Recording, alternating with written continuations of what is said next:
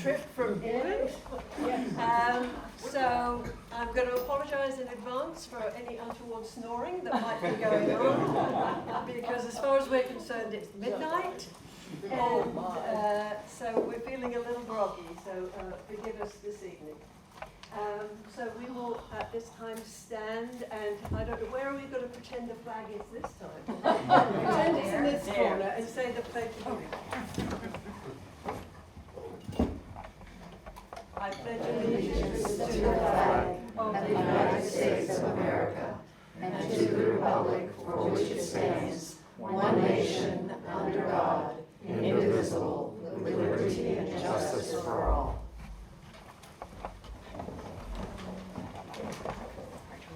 All right, we're going to have Tim come up and give us the Treasurer's report. Very good. Thank you, Alison. Good evening, ladies and gentlemen, and it's lovely to see all these American faces. We've been English ones for the last 5 weeks. So things are looking good. We're in the black. We have in the U.S. bank $2,520 and 85 cents. We didn't bring any of it to England. It's called the U.S. Bank, the Timothy's Bank. You don't have an offshore account? At MCDP, we've got $360 waiting there from people who paid their dues online through MCDP's website, for a total of $2,880.85. So that's pretty good for our candidates in forthcoming years. Also, in the last few months, we have donated the following campaigns: Carl Keith, David Ezrati, Tony Shane, and Megan Overman. So that's where we stand. Thanks very much. Any questions? Is it any, are they harder to understand since they've been back to the homeland? They're starting to speak proper. Could I have a motion to accept the Treasurer's report? Thank you, Lois. And a second? Vicky Hamilton Smith, seconded. All those in favour, say aye. Aye. All those against? All right, sounds good. Okay. Kind of newish business. I really would like to thank Vicky Hamilton Smith and Kim Semperas for stepping up while we were away, keeping the sign distributions going, volunteering with the Westwood project. Thank you, Vicky. They did another lovely flower bed this last weekend, and making contact with new speakers. So I knew Kim would be great, and she's already stepped up to the plate. So thank you very much. Vicky has brought with her tonight, and also some other folks, I think, brought with them some signs here. So they are all free. Even the Whaley and Ryan signs are now free. So if you have somewhere to put them, if you know friends you think would like to put them in their yard, please feel free to take some, especially if you know people who are on major thoroughfares. So we have a lot of traffic going up and down. It looks like, coming back and just seeing it like, for the first time in 5 weeks, looks like we've got our signs out fairly well. Around this area anyway. Pleased to see Addison in so many yards, up and down, not only in Oakwood but in Kettering, so he's done a good job with that. So I think people can just take signs. Is that okay, Vicky? And then Take a ton, put them everywhere. Yes, just get them out of your yard. Yes, right? well, no, these came from headquarters. Oh, They're not these- doing any good sitting on the ground. No, no, absolutely. And when you're putting them up, if you see Republican signs have been placed in front of Yeah. Democratic signs, Yes. that's a problem. Go ahead, don't touch the Republican sign, but move the Democratic one. To put it in front. And I know I just said to Tony that maybe he can take some to the Harrison Township, Trotwood area if we don't manage to get rid of them. So we'll see if we can get those out of Vicky's possession. And I still tonight. have some. You still got some in your Yeah, yard? this is a lot of extras. Okay, yeah. yeah, we do need to get them out, as you say, they're no good. And you know, if you see some land that looks like it's, you know, good to put them in, put them in. The only thing is, please make sure that you remove them after the election, because you know it's not good to see signs up afterwards. So if you do put them on a piece of dead land, please remove them. An important event happening this weekend, and we will be sending this out in our email as well, and that is that Tim Ryan is actually going to be at the Democratic headquarters this Sunday. He is going to launch a campaign of canvassing, mostly in West Dayton, because I think the coordinated campaign really feel that that's an area that hasn't really been worked as much as possible. So if you can be there between 11:30 and 12, I think the canvas is going to be launched at 12. But if you want to either pick up a packet, or if you've got your app on your phone, then you know, let's get ready to get out there. For those of you who haven't canvassed, West Dayton's a great place to canvass, because nearly every house is Democratic. So you can get a whole load of people without walking very far. You know? Whereas in some other places you've got 2 houses here and 2 houses there. So, and usually they are really lovely. You know, especially a lot of the women over there, they are very, very sweet. Where is the headquarters? Kind of give me an idea. Where is it? It's 313 South Jefferson. So if you go all the way down Far Hills, and then you turn towards, as if you were going like to the Neon, you turn that way, you see the Tejas K through 12 art building there, that very colourful building. Turn left there, and the next building along on your left, and it says 313, and it's orange and yellow and pink and stripes. That's it. Okay. And it's gated, but it will be open. As I say, parking is on the north side of the building, in the back, north and back. Yes, yes. So, so Allison, it's one way. what day was this again? This is this Sunday, the 30th, and the launch is at noon, but you know, you can get there a little earlier if you wish. You know, we really need to get Tim Ryan in. We don't want JD Vance, and so we really have to get out there and get the word out. There are also going to be other opportunities to engage with voters all around Miami Valley, not the whole Miami Valley, Montgomery County. So this weekend, Saturday and Sunday, and then the last 4 days, I can't believe we're saying this, the last 4 days from the 5th to the 8th, the GOTV Get Out the Vote. On the Mobilize app, it has my address on it. Nobody asked. They are looking to see whether somebody else can maybe help out with that. So go ahead and sign up. It might be coming from my house. It might be coming from somewhere else. So you know, if all else fails, it will be from my house. So we will see how that works. So you'll be notified if there is a location change. One fun piece of information for those of you who were here for David Pepper, and most of you have really enjoyed his talk. After that meeting, we were talking about him being on television and podcasts and so on. And so I told him that my son-in-law was actually the executive director for Al Franken for his podcast. And he said, oh, the one person I would really love to talk to is Al Franken. Anyway, Peter, my son-in-law, got in touch with David.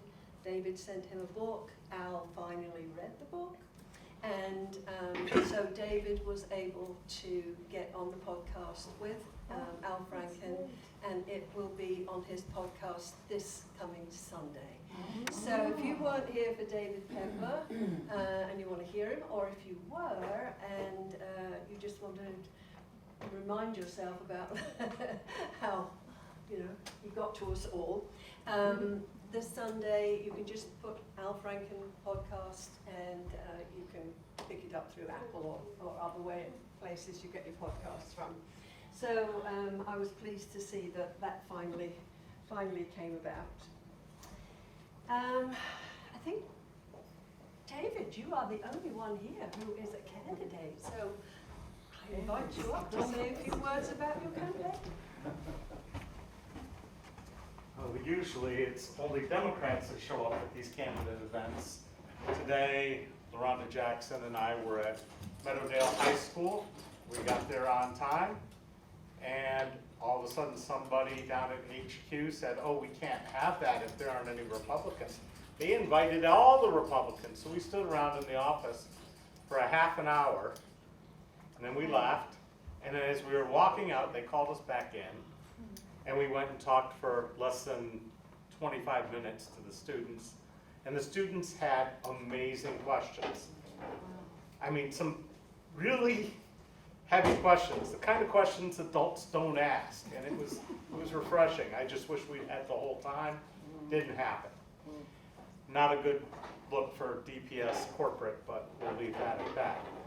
I'm sure all of you got a wonderful mailing last week with my picture and my name on it, and I couldn't be more pleased that the Ohio GOP decided to tell all the Democrats that I am not endorsed by the state party or the Montgomery County Democratic Party, because a lot of these people had no clue who I was before, but they do now. And I can prove it because I went into the VA on Friday to get my 5th booster and my flu shot, and she kept looking at me and kept looking at me. She says, what do you do? I said, I cause trouble. And she says, no, really. I said, well, I'm running for Congress. I knew it! I got a mailer from you yesterday. They didn't think it was a bad thing. In fact, a lot of people thought I'd send it. If I'd send it, it would have looked better. But that's beside the point. But Turner in his campaign finance report spent $21,000 on a poll, which is a little more than half of what I've raised. He's raised $1.4 million or whatever. It's insane. But what's even more insane is I worked together with Addison, Megan, Eric Price, and Amy Cox, and we put together a video together called Funk the System. And we put it together, and it leads to a site called Elections Not Auctions. And you can see the financial differential between state rep races. Ryan Lampton, who I've known for 30 years, he's actually a client of mine, is the Greene County state rep. He's an insurance agent. He plays in a band. He's a nice guy. But they raised almost $400,000 for him, almost $500,000 for Addison's opponent, Andrea White. No Democrats raising any kind of money like that. And we are getting crushed money-wise. Organizational-wise, I had expected to see the national campaign come out and talk about choice. I haven't seen anything. I mean, you're watching the football game, and what are you seeing? You're seeing J.D. Vance and Tim Ryan ads, maybe. There was an ad done by Eric Swalwell called Lock Her Up. If you haven't seen it yet, you need to go look for it. It has a husband and wife sitting down to dinner with their 2 children. One's pretty young, one's, 10. And all of a sudden there's flashing red and blue lights outside. They go to answer the door, and there are the police there to arrest her for her abortion. They've already got the doctor in jail, and they've got the medical records, and the guy says, "You're not taking my wife," and they pull their guns. We're just enforcing the law. It's a powerful ad.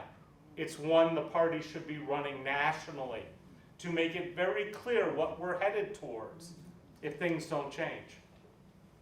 I don't see it. I have been asked, what did you do that was so wrong? Why aren't you endorsed? I have been in this party for over 25 years, the Montgomery County Democratic Party. It is the least democratic organization I've ever been a part of. They don't vote correctly. They have people who are in patronage jobs voting by, being watched by their bosses while they raise their hands. They don't record any votes. They don't even tell us who's the precinct caps are. You go to a Greene County Democratic Party meeting, they call the roll, they make sure everybody's there, they run it in a proper fashion, and guess what? They don't endorse in primaries. Now I have 3 counties in my district. Clark County, I can't even find out when their meetings are. Greene County has meetings. They don't endorse. But they recognize that I won a 4-way primary and I am the candidate by an election. Novel idea, elections actually matter. You'd think the Democratic Party would have learned something after 2020 and listening to Trump tell everybody they don't, but no. So, here's the thing.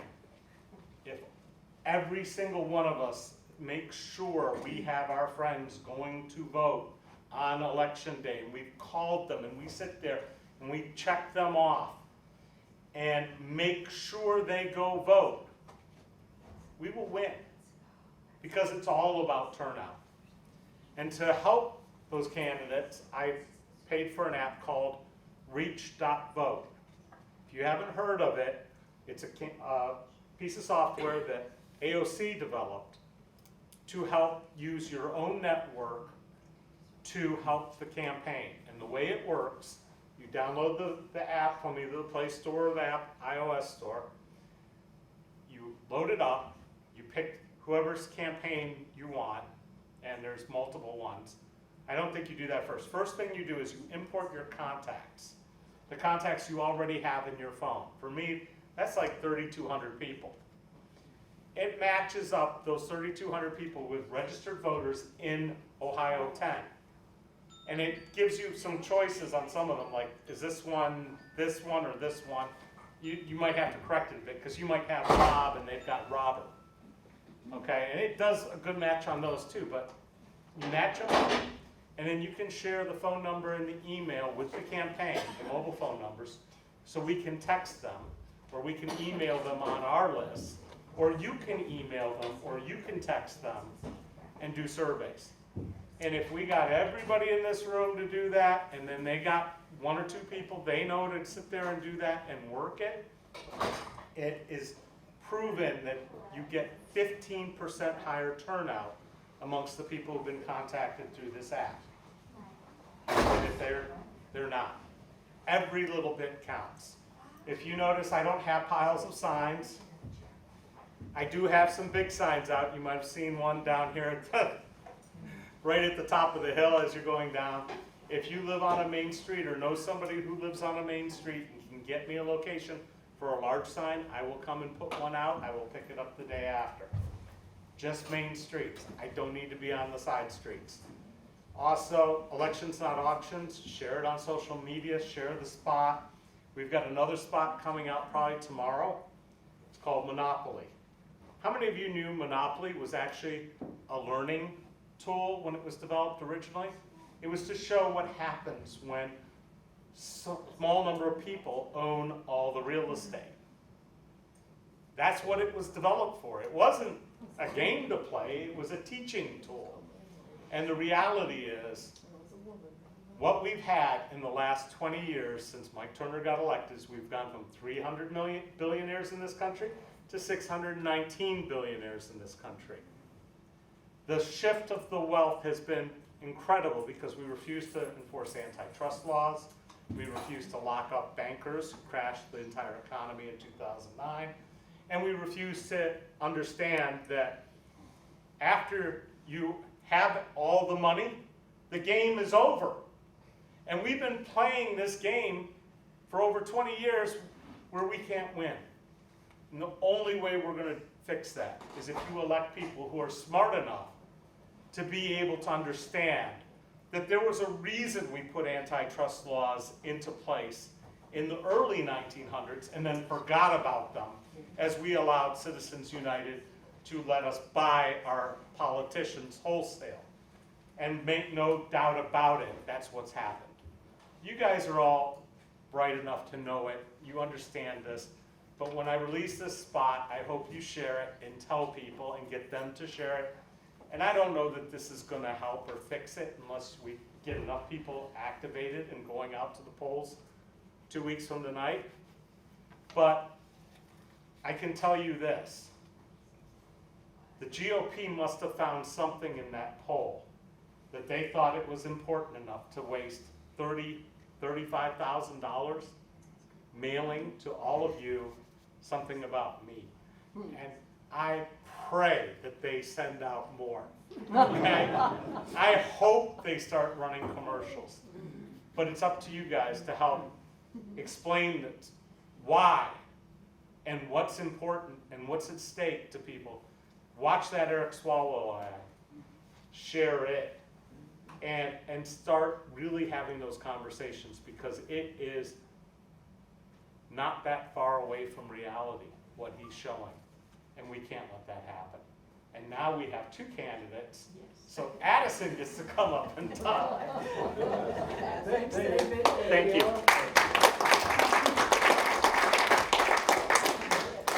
I know you weren't expecting this. Just what's going on with the campaign, and just a couple of words. Yeah, I can give some brief updates about the campaign. Only 2 weeks away, which is very exciting. But yeah, it's been busy. Right now we're really just knocking doors, trying to put out yard signs where we can, but really it's just now it's about voter contact, turnout really. We switched over from persuasion to turnout. So really just trying to get out the vote. I think we got a real shot to do it. As David was saying, you know, they're spending money in this race, so they're scared. There have been some mailers on my opponent's behalf, which some people might have seen. And if you look closely, it talks about her being the pro-energy candidate, and then when you read the fine print, it's not sponsored by the Ohio Natural Gas Alliance. So, you know, I think if it's an issues-based campaign, I think we can really win. So the issues are on our side. You know, knocking on doors, people agree with that. Talking to voters, people agree with that. So what she's trying to do is really, you know, present herself as a moderate. Andrea White, Andrea White, yeah. So the one with $500,000. yeah. So it's you know, we want to make this an issues-based campaign, make her respond to the issues, which she hasn't done, and call her out when she hasn't, which is on all of her literature. She hasn't mentioned her party, her affiliation, or anything like that either. So I'm confident, I'm hopeful, and yeah, we can do some good. She had a quarter-page ad picture in the Oakwood Register. Are we going to see you in there next week? Yeah, we do. We Okay. just bought an ad in the Oakwood Register. We were trying to figure out how much money we had for mailers, so we hit our budget for mailers. We still need to order some more literature. I picked up 1,000 pieces of literature last Friday, and we're almost out of that, so we're gonna need some more, order some more literature. So that's exciting. It's going out, but yeah, things are looking good. It's just land the plane and get it through the finish line. So I'm excited, and yeah, any and all support's appreciated. And I don't know if there are any questions or anything like that, but I'm happy to take questions or speak to me afterwards or anything like that. So. All right, just let's get out and canvass for all of our candidates, especially Addison. Yes. It's not a question, but it's more about what David was talking about, the messaging. I'm really disturbed by Democrats' inability to message. And that it's really I would think this would be a campaign that would be pretty good for Democrats at this point. But nationally, they're just not coming out with the right message, I don't think. I was at a Tim Ryan fundraiser just earlier, like around April or so, and he asked a room full of Democrats how many people think Dems suck at messaging, and everyone raised their hand. So it's But that doesn't help us. yeah, it doesn't help us. Yeah. So I think it's something that we got to keep working on it. And I think one thing Republicans have is they've been consistent on their message. And I think Democrats, we need to keep being consistent on our message. Not just through this election cycle, but just continuing through it, which is hard. But I think we just got to be consistent and consistently hammer it home. I hardly hear anything about guns, Yeah, and to me, that's a huge issue. yeah. No, we got to call them out for that. I mean, that's one thing that's frustrating too. Is crime has suddenly become a big topic of the campaigns. Well, gun crimes are up. I wonder why that is. Maybe because everyone has guns now. So it's, Yeah, Sound like you just had. and they're putting that on Democrats. yeah. So, Right, exactly, exactly. we'll see. I have a question, and this is kind of along these lines. I've been listening to Nan Whaley is down double digits in everything I've been able to find, at least. She's been saying the same cotton picking message out. I almost have it memorized. I've been watching it for 3 months. She says nothing about DeWine's corruption, DeWine guns, DeWine nothing. It's when Dad got laid off, Mom went to work in the laundromat. I mean, that's the big thing. Then afterwards, the doctor's out there about abortion. That's the two things she's been doing. And she just added the abortion one about 10 days ago or so, maybe 2 weeks. I mean, her ads are lousy. They're just plain awful compared to DeWine. Back to the messaging again. I mean, but who's doing her ads? Not me. I know, but I can't I'm believe not sure. somebody's actually sponsoring that, because I give up giving her money, because you may as well just throw, I'd much rather get somebody like you that's doing something. So. And, I mean, she's just awful, but she's got the same ad, that sucker's gonna run for at least 3 months, same ad. They were just talking this morning on the television about the fact that most people don't know about Medicare now being able to negotiate drug prices. And most people are totally unaware of that. We let a lot of these things just languish when we should be pushing, we are saving you money, we've done something that we have wanted to do for decades, but they never seem to be able to tout their accomplishments, to the same level that Republicans always seem to be up there. So, yeah, the messaging is always an issue with Democrats. It has been for years. There's a blogger, her name's Heather Cox Richardson. I don't know if any of you guys have it. She is great at kind of sifting through all of this, and you get she's not the messenger, but you get the message of all the things that are being done. And if we could be the messenger of the stuff to everybody we talk to, we're doing our part to spread the word and not waiting for, other people to do it. We just have to be our own best advocates, because there's a lot of good stuff that's going on, and we just have to put it out there. That's the messaging problem. There is a lot of good stuff going So, on. but we have to, what we can do within our control is to, and I agree with you, and I can see from, I'm Addison's mother, and I know it's been such a grassroots effort. We have started, it literally is from the bottom up, and I'm very impressed with what he's done, aside from being his mother. But seeing on the other side what the dollars that are coming in from unidentified funds is really, it's incredible. And they have the money to say whatever the heck they want.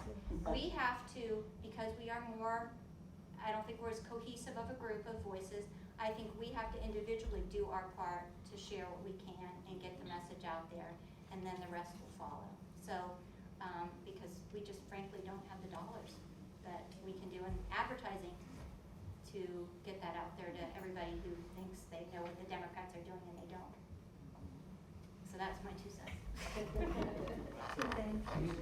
All right, Tony? I just have a general statement, what's actually transpiring, and Davis is a casualty of this. But the thing about it is that what the Republicans do, they do have a message, but they got money. And what they do is they target different Democrats, and they slander them. They demonize them. They do all kind of things to get the Democrats to spend their money. They know they don't have that much money. So that's why there's always a reservation about standing up and retaliating, because that costs money. So that's what they're trying to do, is trying to get you to spend money that you really would rather use to get your message out.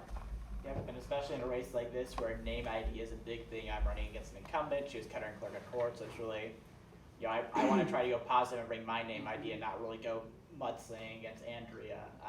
So it's kind of that balance I think is really important as well. It's, you know, she is outspending us, but we got to outwork her, and I think we are. Do you know how much money we've gotten from the National Democratic Party to date? My campaign, nothing. Steve Schmidt of the Yeah. Lincoln Project, whether you follow that or not, has really condemned Mitch McConnell for giving, not Mitch McConnell, Democrats for not sending money into Ohio. Yeah. He says he's given up, there's no money coming into Ohio, and there should be more money funneling in. There's been zero. Yeah, zero. Anything would be more. They gave up on us. Do you think the newspaper, the Dayton Daily News, which is the only one we have, does it lean Republican?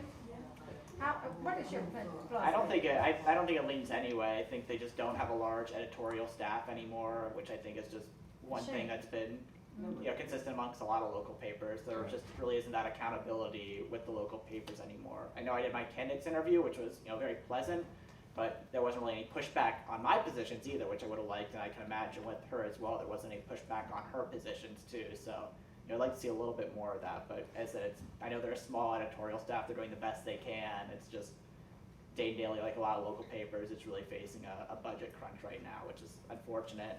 They have like about 25 people covering the news. They used to have a newsroom of over 100. And I had to fill in the reporter when he asked me questions. I said, "That's all you got?" And then we went on a little more, and so there were some better quotes. And I kept calling them. I said, "You can't keep putting stories about Turner in and not mentioning me. You're supposed to have..." Right. It's supposed to be. It's supposed to happen. So finally, he goes to meet Zelensky, and they call me up, and I said, "Yeah, you can go meet with Zelensky, but he doesn't meet with any of us, and hasn't for 20 years."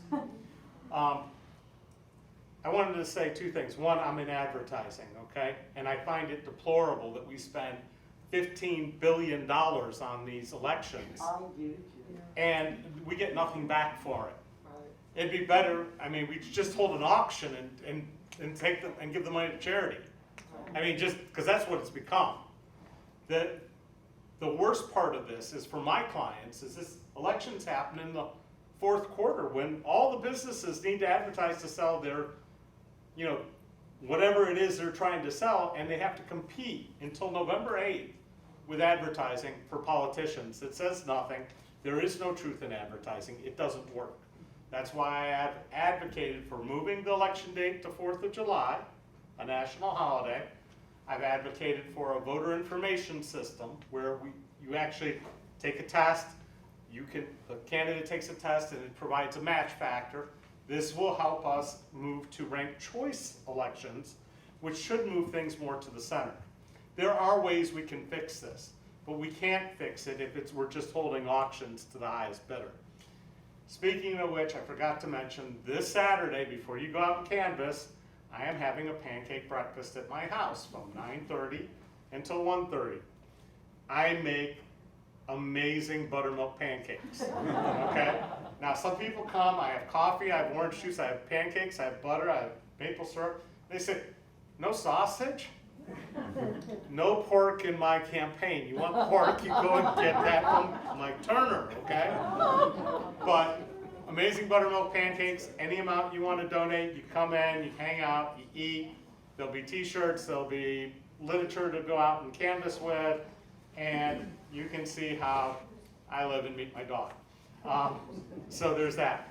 But as to messaging, okay, if you haven't been to my YouTube channel, I have been every single day doing a live stream at 4 p.m. on weekdays. I am trying to engage with people, answer their questions, and the idea is, once I get to Congress, I will tell you at the end of the day what I did, what happened, how I voted, why I voted, what's coming up tomorrow, get your input, and go the next day and do it all over again. Nobody has done anything like this. It's using technology to make your elected representatives accountable and accessible. I've also produced a whole bunch of different spots to share. You can go find, some of them are funny, some of them are serious. There's, of course, Funk the System, starring Addison and me and some other people. And you really should go watch it. It's a fun spot. And I produced it at my own cost. I have to put the stupid disclaimer at the end because I paid for it. But it was collective. We worked together. I shot all the people. We went in front of the federal building. He was a little nervous. We got it right. And that's in the background. This is how you're supposed to do these things.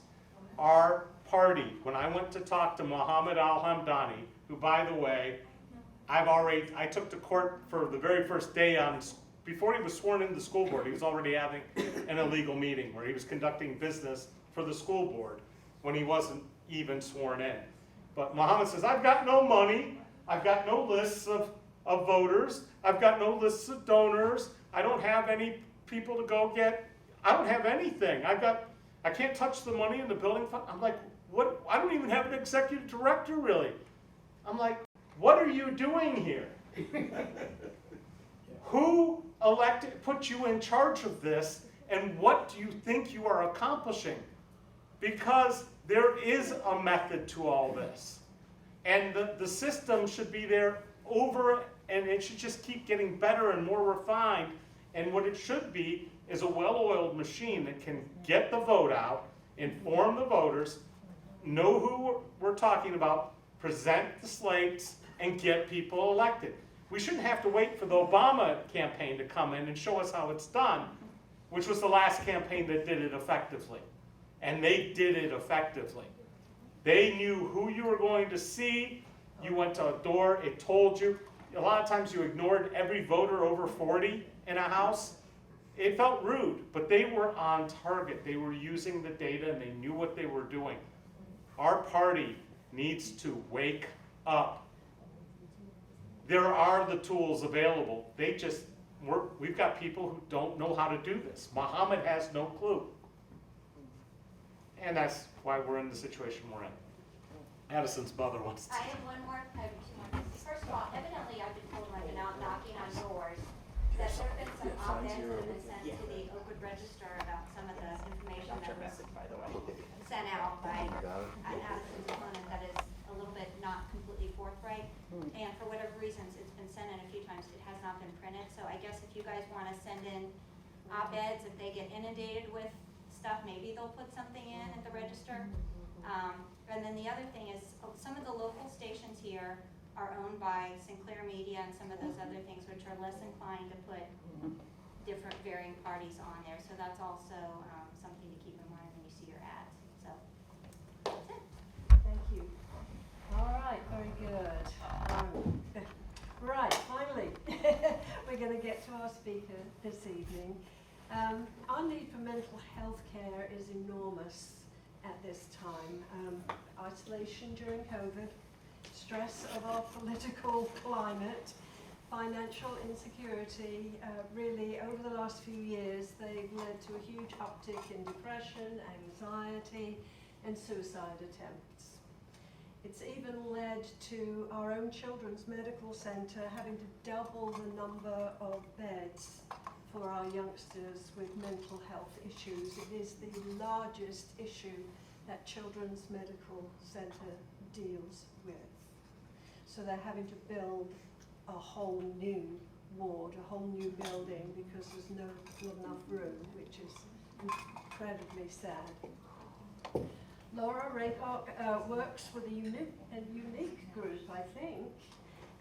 They approach mental health care for primarily veterans, the serving military and first responders, but they do it in a non-clinical way. And we welcome Laura, who's going to tell us more about this important topic. So Laura, welcome.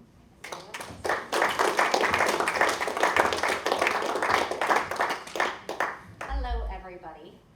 My name is Laura Rapoch. I am the Director of Development and Marketing for an organization called Save a Warrior. I'm a local. I just moved out of Oakwood, live in Centerville. Been in the area for 24 years now, having transitioned down here from Toronto, Canada. My organization, so I'm a local, I'm back in my town I moved out of 3 months ago. It's kind of nice to see everybody's face.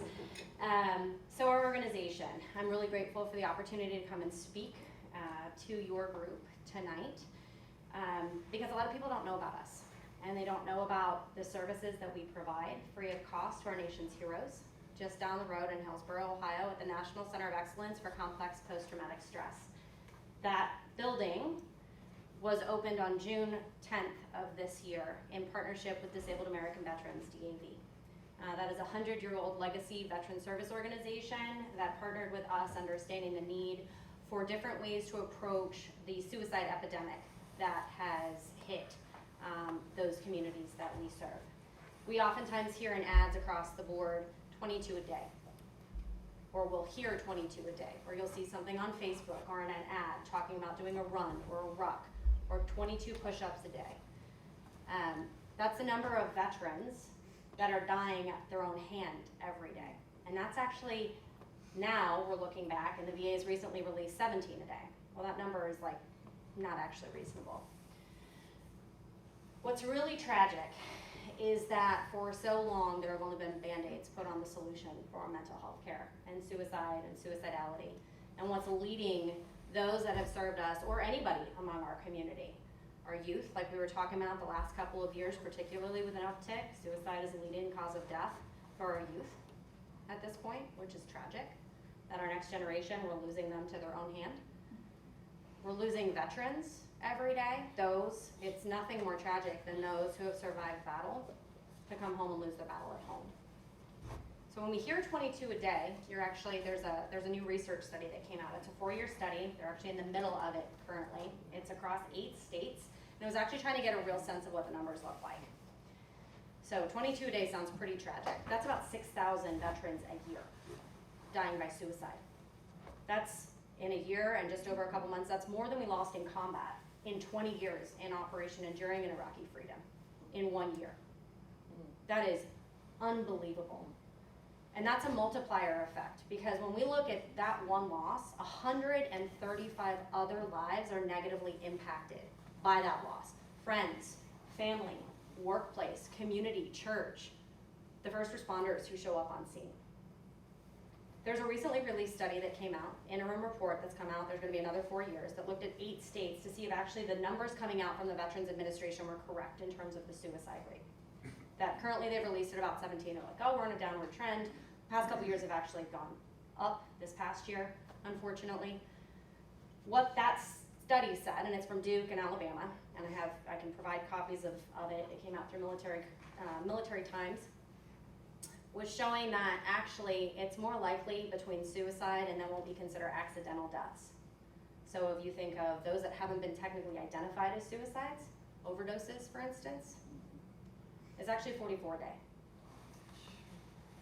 24 at suicides, and that was just based on misstated numbers, not going across and coming to show the VA based on the suicide being listed on their cause of death, their death certificate, showing that they were also a veteran. It's 24, just in that, across 8 states. When you look at it nationally and do it up, the people are way smarter there, they know data way better than I do. I just look at it and go, holy cow, this is a huge problem. And then you look at the additional, what is it? Accidental gunshots, car accidents that may not be deemed suicide, but oftentimes are. I hear these stories every day about losing them. Another 20, with 80% of those coming from overdoses. That's 44 veterans, active duty military, that we're losing every day to suicide in some way, or death of despair, as we call it. Our organization, our sole mission is to help end that epidemic, not just among our veterans and our active duty military, but among our first responder communities as well. Because what oftentimes people don't realize is our first responders, we're now losing more to suicide every year than we are to line of duty deaths. That's an unbelievably tragic number. We get phone calls all the time at work about a loss or somebody that they wish they could help, etc. We were founded out of the trunk of a car in 2012 in Malibu, California, by our founder, Jay Clark, 2-time veteran, who was also an FBI special agent, was on Skid Row and LAPD during the Rodney King era, Secret Service Uniform Division, and post 9/11, he re-enlisted and joined the California National Guard and did peacekeeping missions overseas in Kosovo. In 2012, he took a chance and started this organization. not knowing where the next dollar was gonna come from, but knowing that this problem was one that he just had to try to work to solve. In our 10 years since, and it has been a struggle, we have served nearly 2,000 of our nation's heroes at no cost to them. We do not believe in transactions. We do not charge them to come to our program. We do not approach healing from trauma the same way that clinicians do. And it allows us to be unabashedly, brutally compassionate, but honest with them about what it is that they're struggling with. We have a 99.7% efficacy rate. We have lost 8 total lives to suicide that have come to our program. Now, those 8 lives are ones that we learned from. Their loss is tragic. It breaks our heart if we get a phone call. It is something where we say, what did we miss? Was there something we could have learned? Our program is 72 hours. The standard length of suicide or psychiatric hold, 5150 hold here in this country. And I joined it, having graduated high school in 2001 and watching a bunch of friends go off to war right after, a couple months later, back after September 11th, losing friends to suicide since then, to addiction since then. I grew up in a time and graduated from high school and college, and then a couple years later the opioid crisis hit. I can't tell you the number of funerals that I went to for friends that had served, that had gone overseas and come home and lost a battle to addiction or to their own hand. I've been involved in suicide prevention since I was 14 years old, when I witnessed a friend attempt to take their life in front of me. I'm a survivor of suicide attempt myself. What we do at Save a Warrior is change and transform lives. We bring them in to a 72-hour integrative intensive intervention program. It is the most brutally intense thing I've ever experienced. I went through the program in April of 2021, and the person standing in front of you today is not the person I was back then. Because I understood what had happened that had led me to suicidal ideation, that had led me to a life where no matter how many people were in a room, no matter how great I looked on the outside, no matter my career, having a master's degree, buying a home for myself in Oakwood, which is, as a single mom, since my daughter's been 9 months old, that was like the thing to do because it's where you're supposed to go. It is the thing where I went, man, if I could just make it here, then everything will make sense, and it did not matter for me. I felt desperately alone all the time, surrounded by a group of people in a room. No matter how many friends I had, no matter how many conversations, no matter how many raises I got, no matter how great it looked on the outside, I was in shambles on the inside. And I was just lucky enough to go through our program because I was hired as Director of Development, having 15 years of experience in that space and being as passionate as I am about helping to end the epidemic of suicide. I go out and I'm a professional beggar. That's what I do. Which seems kind of weird, but it's true. Because we don't charge them. So I go out and I fundraise. I lead all of our development efforts. And every day, I go out there and talk to individuals or groups like this to help make a change. To send people our way that you may know are struggling. Again, we're down the road in Hillsborough. We have a National Center of Excellence that just opened up a beautiful building that I watched break ground on in April of 2021. And I got to open Carl Marlantes, who wrote What It's Like to Go to War, a veteran in the Vietnam era. We have brought a solution forward that oftentimes is ignored. We don't just deal with post-traumatic stress. We deal with what's called complex post-traumatic stress. That's a combination of childhood, or what we call formative trauma, and moral injury, which is what happened when you see folks downrange, incidents happen overseas. For our first responders, what might happen on a bad call, that continue to compound and compound and compound because it's 2 different parts of your brain. You may not have understood what it is that's happened. That's keeping you stuck in this cycle that you just cannot get out of. Both are critical parts of our program. Out of the 2,000 that we have served, and this statistic is going to probably cause some folks, so I will warn you now, 90% of those that we have served suffered childhood sexual abuse. That's sexual abuse that happened before the age of 18. We use the ACEs score, the survey that's out there, to benchmark at the beginning of a cohort, as we run 10 at a time, and then at the end of a cohort, to see if when their experience is done, things have come up, if they're not afraid to share, if the shame is gone of hiding things away that they have had so much shame associated with for so much of their life. Our average ACEs score is a 7 out of 10 of those that we have served. That is the same number as the average inmate in the federal penitentiary system. When you get over 5, it is like game over. You should be dead, you should be addicted, you should be in jail. The higher the number goes, the more likely it is that you're going to attempt suicide or to finally complete it and take your own life. What we do is help unlock what it is that occurred and help you find ways to integrate the survival traits that you may have developed as a child just to make it from day to day, to actually integrate those so you can start to heal. We partner with outside organizations and agencies for family support because we deal with the individual. We have a nationwide ambassador program.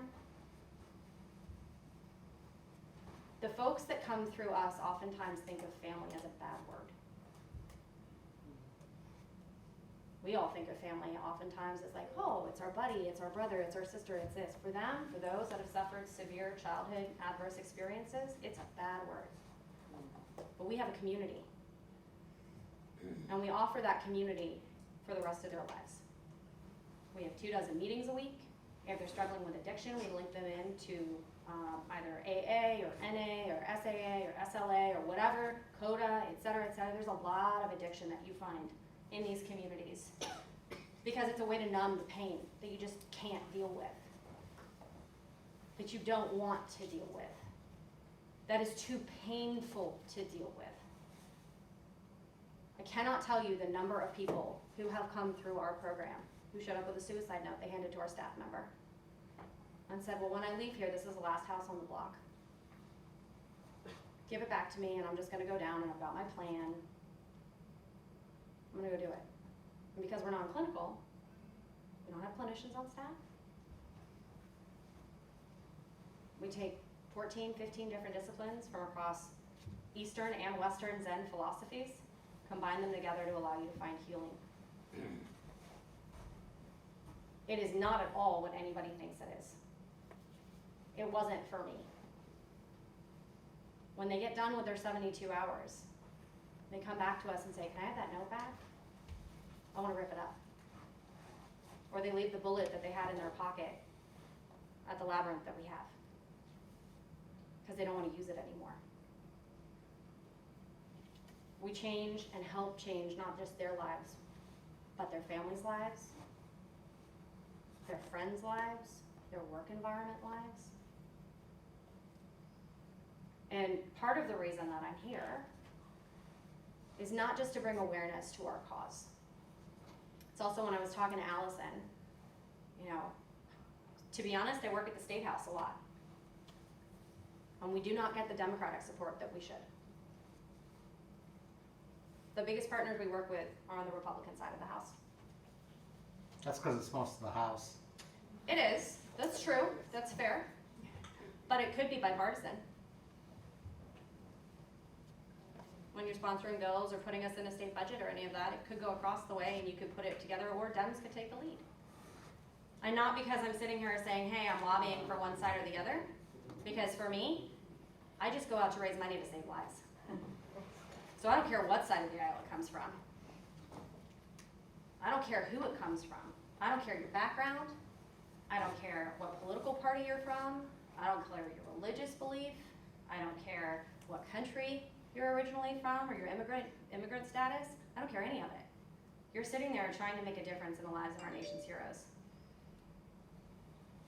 The biggest thing that changed for me when I came through my cohort 0132 was my entire life had been a question mark of what happened. What happened? Why? Could not figure it out. It was always there, right here. coming through my 72-hour experience on the tail end of it, doing the work that I now do on the back end of it, with integrating my survival traits that I developed as a small child, that carried forward and looked at myself and was able to recognize the struggles that I had, the question mark disappeared and it was a period. Well, what happened? Well, a question mark told what happened with a period. And in that moment, all the power of my past was taken away. The power that my past had held over my present and my future was gone. I'm a better mom. I'm a better partner. I'm a better person. I'm a better community member. I'm able to stand here in front of a group of people and actually be open and vulnerable about my own life experiences in a way that no way I could have done 18 months ago, because my God, it would have looked bad. I don't want anybody to see me for who I am. And that's part of the power of what SAW did for me and what SAW does for the people that we serve. So if what you hear and what you heard tonight inspires you, moves you, you can think of somebody it is that you know is struggling in our veteran or first responder space that you believe could benefit from us, and we're national. We may be headquartered here in Ohio now. 2017 is when we moved our headquarters to the Buckeye State. Made my life easy. We serve nationally and internationally. So if you are a service member, past service member, current service member, you're serving abroad, you're living abroad, you can get to us, come on. We will take you. Doesn't matter your discharge status, doesn't matter what branch. We've had every level come through our program. The guy who was third in the door on the Bin Laden raid came through our program. He left his boots that he wore on that raid with us as a token of appreciation for the transformation we did in his own life. What we do works. It's not easy. The solution isn't painless. It's incredibly painful, but my God, is it worth it when you see these people go from looking dead behind their eyes to alive. So I encourage any or all of you, SaveAWarrior.org is our organization's website. I'm here, Allison has my contact information. If you have groups that you think could benefit from hearing about us, most of the folks that know about us are in Columbus or Hillsborough. Dayton is my hometown, and I'm still trying to meet with people to get them to understand who we are and what we do. If you know somebody struggling, I have my cards with me. I'm happy to share them with you. Have anybody reach out to me at any time. I will connect them in to who it is on a world-class team that will help them either get them into our program, if that's where it best serves and fits for them, or to connect them to the resources that will be able to help them best. So with that, I'm open for questions. I know it's 8 o'clock at night. We'll cut it out. It's been a long day. Anybody? Yes, go ahead. Do you lobby the U.S. Senate and House, because we allocate so much money to the military, and by your own words, we're not fighting ground wars over there, so why are we buying new, what was the new thing that's named after somebody, I can't remember, the aircraft carrier, this new aircraft carrier. Why are we buying all this new stuff when we should be giving money to organizations like yours? So, Are you lobbying them? So we are working in partnership. As a nonprofit, as a 501c3, we tend to stay out of that. We have conversations with folks who then have conversations with other folks, right? Because our dollars and our donor dollars are best spent going to the services that we provide. Indeed. And that's something that me as a fundraising professional take very seriously on an ethical side of the house. And I'm just saying. So we partner with, for instance, Disabled American Veterans, DAV. They have a huge legislative arm. They just submitted written testimony to the VA committee talking about the importance of supporting an organization like ours. Awesome. A direct lobbying? No. But you can direct lobby the state. We go in and have conversations if invited to do so. You need to be a 501c4 to do some of the things politically, and that's in violation of 501c3. You don't want to make that mistake. Yeah, so we go and if we're invited to go and speak to folks, then we go and speak to folks. We receive $100,000 a year from the state of Ohio through the Department of Veteran Services on their budget line. And it's like, great. I go out and fundraise the other $4 million needed every year. Anything from the U.S.? No, now Senator Brown and Senator Portman are both advocates of ours and supporters of ours. We've had state representatives come and visit us. We've had congressional leadership interested in coming and when their schedules allow. But it's hard to get them there just based on one, I mean, Hillsborough is not, it's not like it's an urban center. You know, so our facility is tucked away on 350 acres that we didn't buy, by the way. It was donated to us by a gentleman who bought it out of a dynasty trust that his family had that had been a family home, a vacation home. And he said, well, I'll sell it to you kids for $1, but you gotta do the $1 million in upkeep a year. Or I'm gonna just buy it out, right, and give it to them. Related question, the Capitol policemen that committed suicide after January 6th, would they have qualified for your program? So we would have, what we do, so our program is interesting in the fact that you have to submit. So you actually have to make a decision that you're going to submit the application yourself. Nobody can do it for you. Right. And then there's, I would tell you, there's a time when if you qualify and are considered based on the application, based on what you answer, based on how you answer the conversation. So you don't just do an application and then it's like yes or no. You do the application, you submit it, you schedule time with a member of our rostering team who actually goes through and has about a 45-minute to an hour conversation with you to make sure our program's a good fit for you. Because there are certain psychiatric disorders that we are not a good fit for.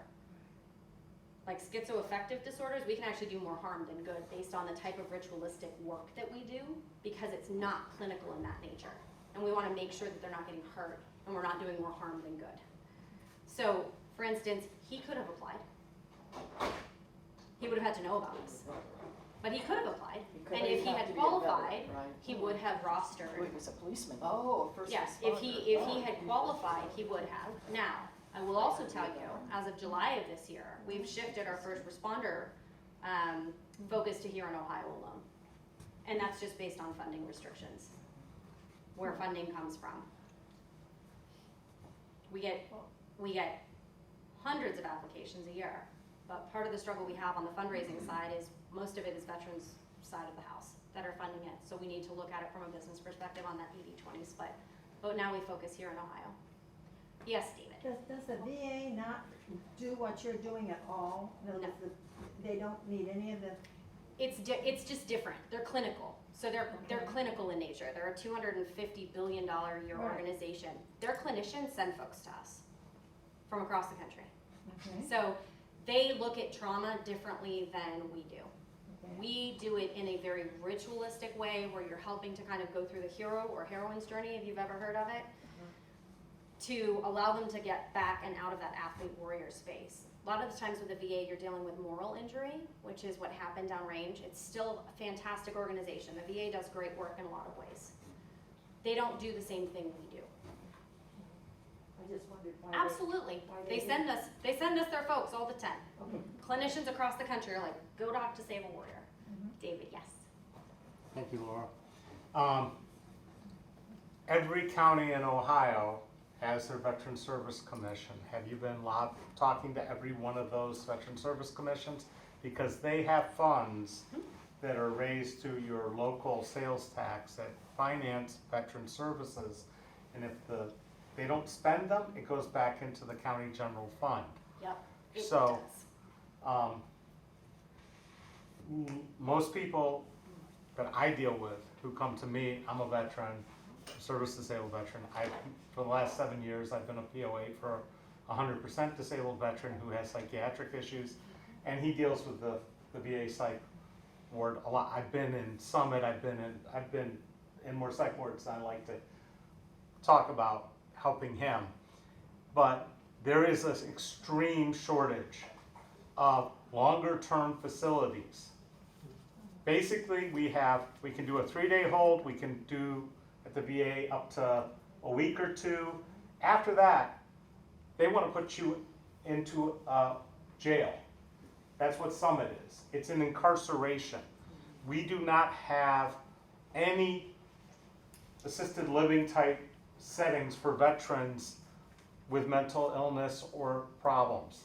There are very few programs. The VA likes to use drugs, and they like to use talk therapy, and they're not doing a very good job. And every single time you call the VA and you hear the voicemail, they say, if you are considering, if you are thinking of, harming yourself, call the Veterans Hotline.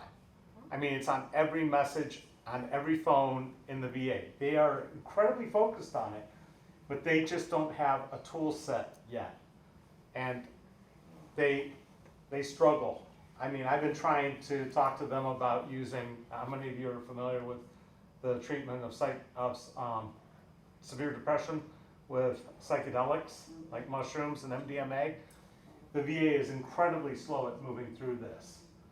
And in the meantime, they're very happy to give you tons of drugs, which often give them the tools to kill themselves. I have to administer the drugs to my veteran because he can't be trusted to have them on his own. So David, as it comes to that point about the number of medications, we oftentimes have veterans who come through us on dozens. Yes. Like different SSRIs at the same time, then you've got Ativan, you've got Ambien, you've got this, that, or the other. I can top all that. Yeah, right, so dozens. We literally just had a Vietnam era vet who came through, George, who showed us the 24 medications he was on.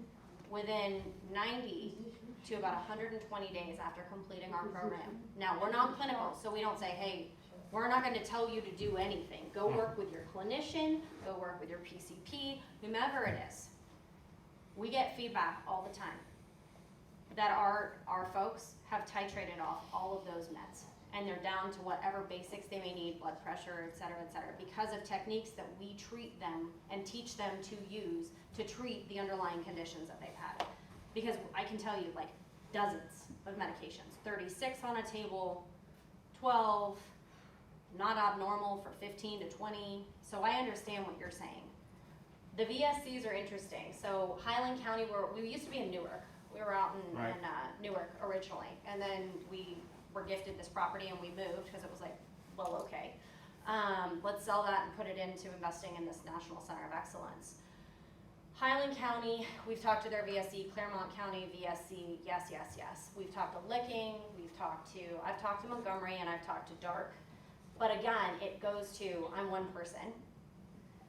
And so it's about numbers and how can I talk to all of them. We work with a lot of veterans courts. Delaware County reimburses us when we bring our folks through, we bring their folks through. Those are the conversations. They have an actual annual meeting of veteran service? We just were presented a check from that, actually, just now.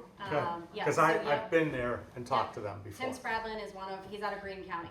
He's one of our alumni, so we have 2,000 alumni across the country. About 1,500 of them are veterans or active duty military, depending, like we call them all veterans, but a lot of people think veterans and that they're out. I know we've got at least one in the room. And two. Two. Oh yes, David, Thank I apologize, two. Yeah, I was like, I know one other one over there. But again, it goes back to, numbers. We're a small staff, 12. There's myself and one other person on the development team that does all external relations. Everybody else is focused on program. And that's how it should work. Completely different question. Is the 72 hours all in one sweep, or do they stop to sleep? Yeah, they stop to sleep. Yeah, we don't do it's not like a cult where we're like, you gotta go and we shine a bright light and say you will not kill yourself. The 72 hours is the entirety So that they're with us. like, Sure. So they come in on day 0 is what we call it, at 1:30 in the afternoon, and they go until about 9, 10 o'clock that night. They wake back up at 6 the next morning. They go through a full day, and then they go back to bed. And then day 3 is the final day. They kind of go through that process. But yes, we allow them to sleep. yeah, I mean, No, it's not any of that kind of crazy cult stuff you might be thinking of, like here's cold water therapy. No, none of that stuff. No, absolutely not. Yeah, no, I wouldn't work there. No.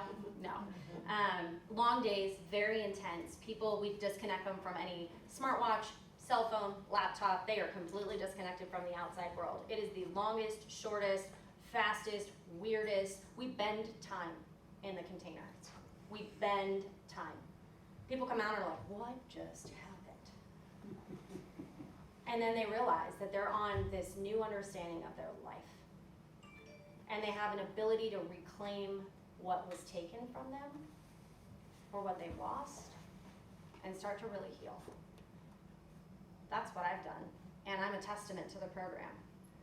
I mean, it's unbelievable to see who I am now versus a couple years ago and the boundaries that I can set in my own life. And maybe I still, like, you know, at least now I'm at least comfortable in my own skin and in my own shoes. Like I wasn't ever before I put on big old facade.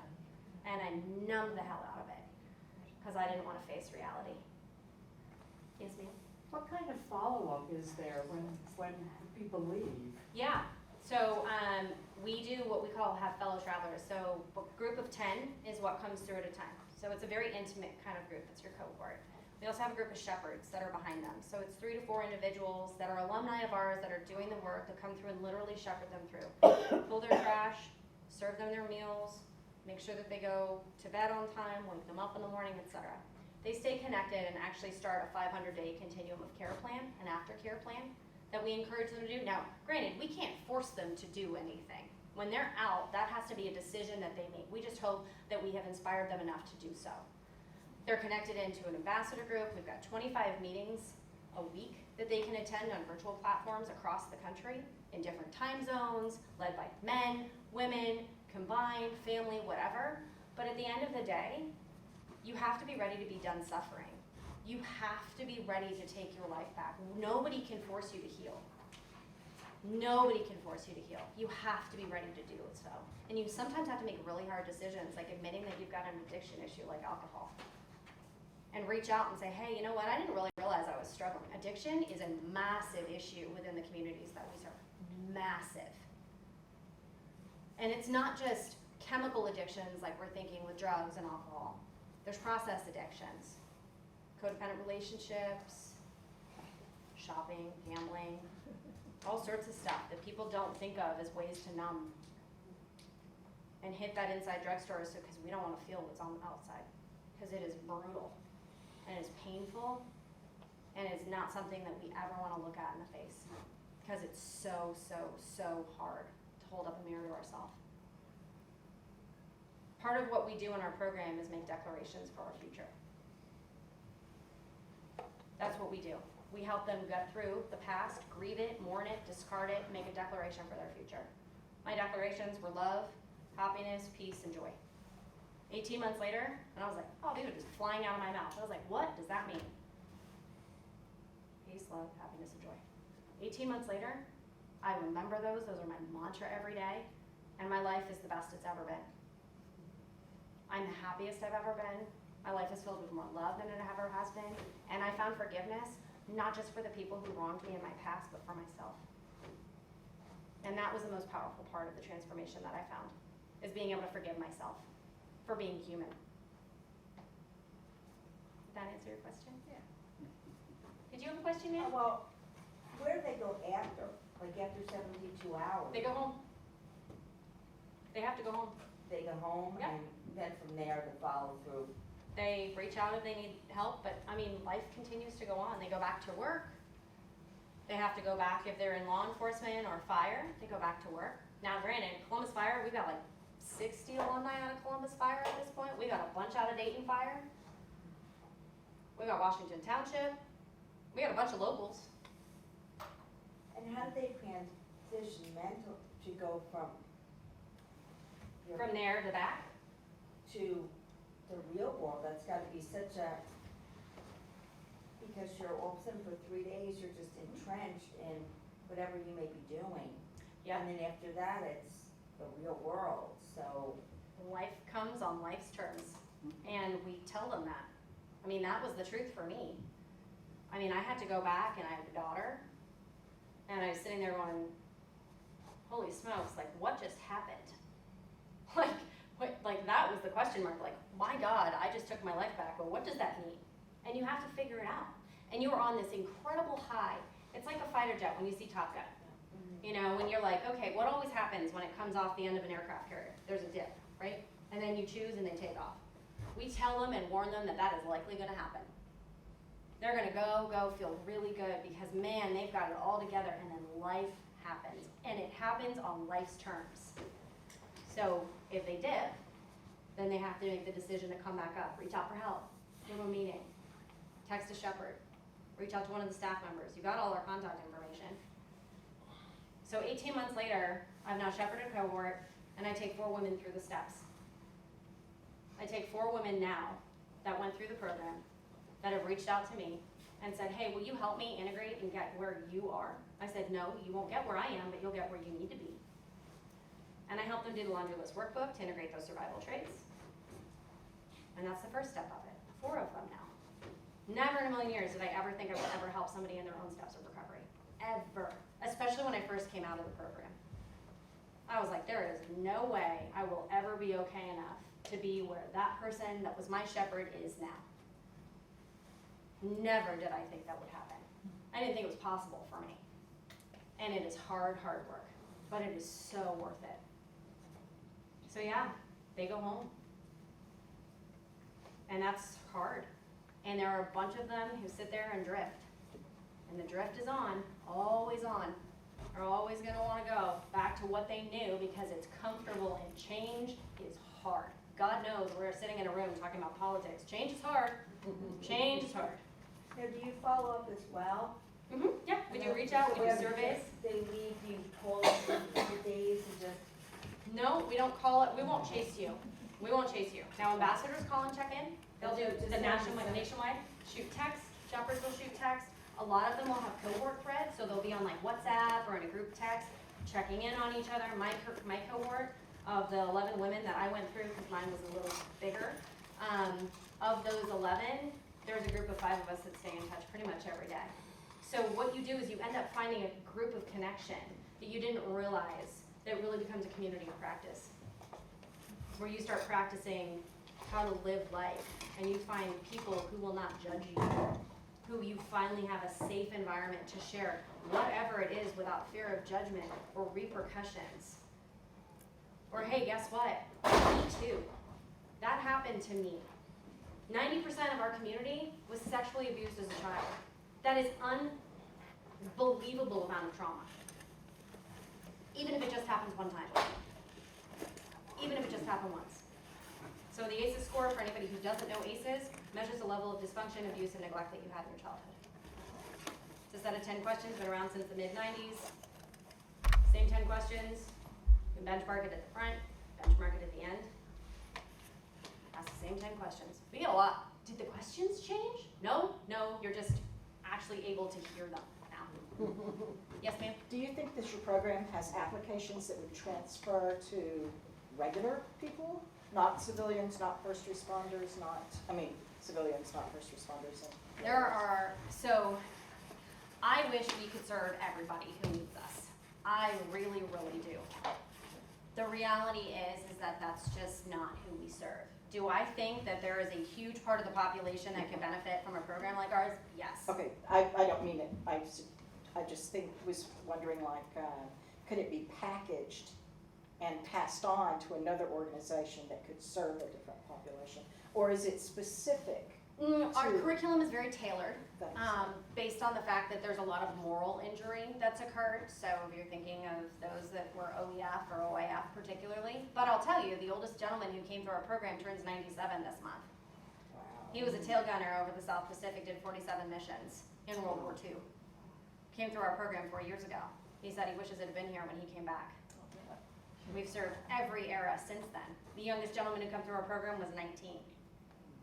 He didn't understand what was going on in his life. He's now broken every Marine recon record that there was because he finally understood and was able to process it and put it away. So could it? Yes, we do large formats. We have organizations across the country that bring us in for what are considered like leadership type training to get an understanding, but it's a very different type of curriculum. This one's very specific. We are exploring potential opportunities for maybe healthcare space and looking at healthcare professionals as potentially being a beneficiary of this type, but again, very specific curriculum tailored to that type of athlete warrior, because that is a very different type of mentality. That is like different than, why do you go into the military? Well, it's to serve this country, but is there something underneath that as well as to why? To escape, to do whatever, to give back, because you couldn't save your brother or sister or yourself when you were little. Maybe. You just don't know. So could it be applied? Sure. Man, I wish I had enough money to do it even for just our folks and not have to go out and beg every day. Yes. Are American Legions and those kind of organizations aware of this, and do they Yeah, so the American Legion State Department here in Ohio, we are their state commander's project. Last year, the previous year, the incoming state commander, Brad, just passed away unexpectedly, but their new one that just was newly installed as a result did.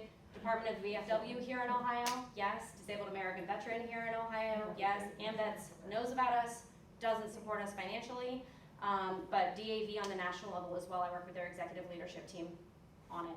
So yes, which is great. But it always helps to spread the word. If anyone has questions, my cards are here. I know I went over, I'm sorry. No, you're fine. You're fine. And thank you for letting me speak.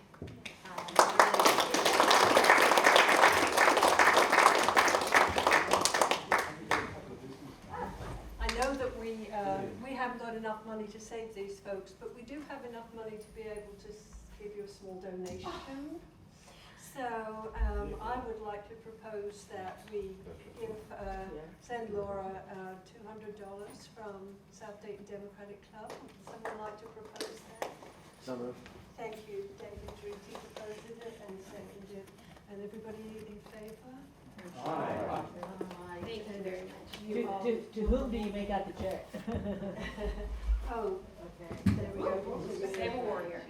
Same award? Do that. I've got cards for anyone, everybody who wants them. Well, that's amazing and fascinating, and Laura, thank you, that sounds wonderful.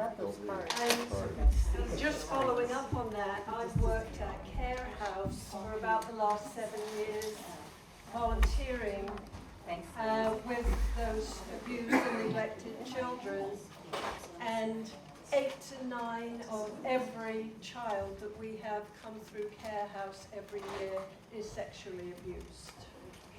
And that's right here at our Children's Medical Center. And that's just one place we get about 1,000. So if you're thinking about that, that's 800 to 900 sexually abused children just in that small area of Montgomery County. So very, very important work being done with that. Our next meeting is going to be on Wednesday. It will be the third Wednesday, November 17th. And we're going to be welcoming Taylor Narragon from the Miami Valley Meals. Very important organization as we come up to Thanksgiving, feeding those who have food insecurity in our community. That's November 16th. Is it Wednesday? Wednesday. Oh, okay. Oh, okay. Double check. Got that. Yes, so that's when we will have our next meeting, and you'll get that reminder. Yes. Can I totally change the subject and ask, issue 1 and issue 2 statewide, do we have any position on that, or should we have any position on that? Trying to find out good information has not been out there. I know it hasn't. The reason that we went into vote today, and I don't know if any of you know Lisa Hanauer. Lisa is a wonderful philanthropist for this area, works on the Dayton Foundation. And I get emails from Lisa, and she did a lot of research into those issues and came up with some very valid reasons to vote no. Right. Okay. Yeah, absolutely. Yeah. On both, yes. On both. I can talk about that if you need me to. Yeah. Yeah. So. Okay, So that's all I that's need, how we that's all I went. need to know, okay? That's all. Yeah. Yes. I know we're running late, but the reason I came tonight, because I'm new here, and I don't know how to vote for the judges. Who are the judges? Yeah, the judges, when there's 2 up, I don't know if they're Republican or Democrat. Do you have a slate card? No, I don't. Do we have any slate cards with us? I have it on my website, You've got it on David's website? alexisroddy.com/slate cards. It's there. Oh, There's one. Oh, thanks, Lucianne. All right, if you could, most of the chairs just go under the tables, 2 and 2. Just a few of them get restacked. We're on here. Thank you.